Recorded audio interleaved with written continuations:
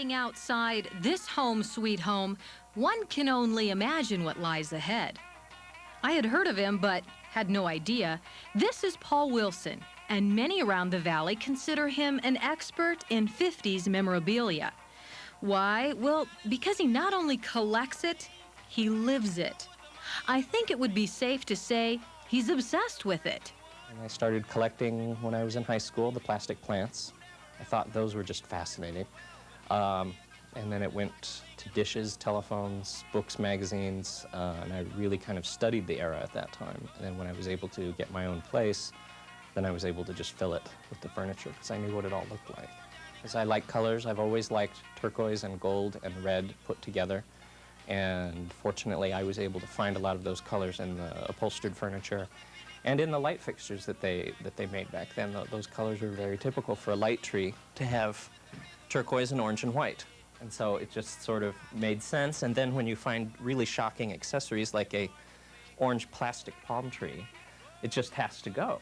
So, you know, this was a major score when I got this, and then it sort of dictated, okay, now I'm going to introduce orange. So orange throw pillows, orange ashtrays, what have you. To find his stuff, Paul frequents thrift stores, garage sales, and an occasional antique shop. The living room, I've kind of gone with the celestial theme in that I wanted it to really be outer space and futuristic like the 50s. So I started collecting these swag lamps, and they sort of represent planets, and vintage Christmas decorations that represent the stars and so on.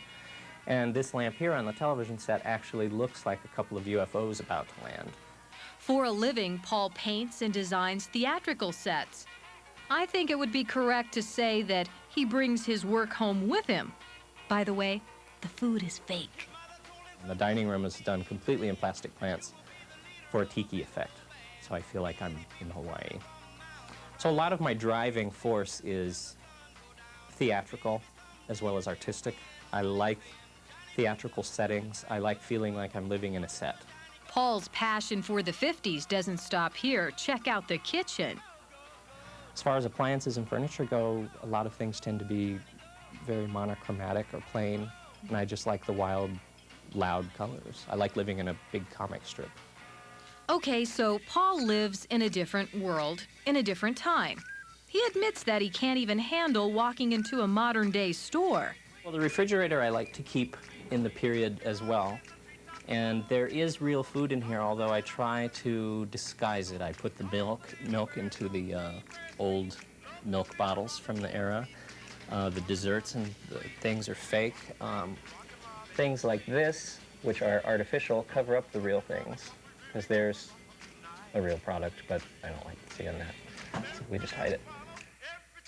Well, this cupboard contains no real food. This cupboard, the only useful item in here is a cat treat, and it's contemporary, and I apologize for that, but what can you do? Everything else in there is empty. Paul not only loves his 50s home decor, he collects vintage clothing, hats, handbags, and jewelry.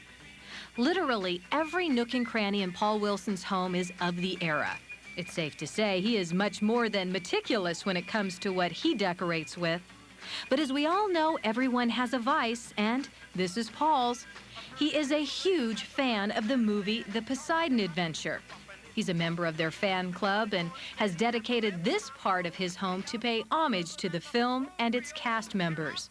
But get ready, because you haven't seen anything yet.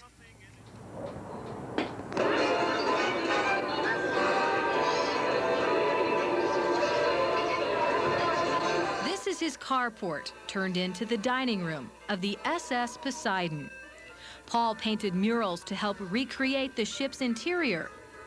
Paul is detail-oriented, as you know, so everything is perfect, right down to the New Year decorations and the ambiance.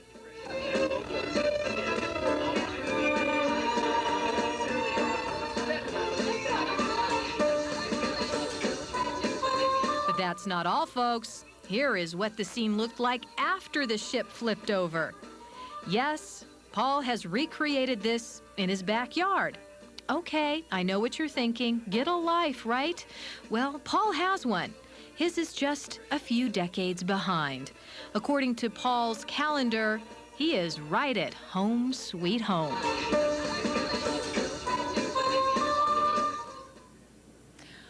Okay, so Paul's a little eccentric, maybe, but, you know, that's his choice. That's the way he chooses to live. And Tara, I tell you, when he chooses to live on a movie set, that's exactly what you have. I couldn't even show you half of what he has inside of his house. There just wasn't enough time. And some of it was just too unbelievable.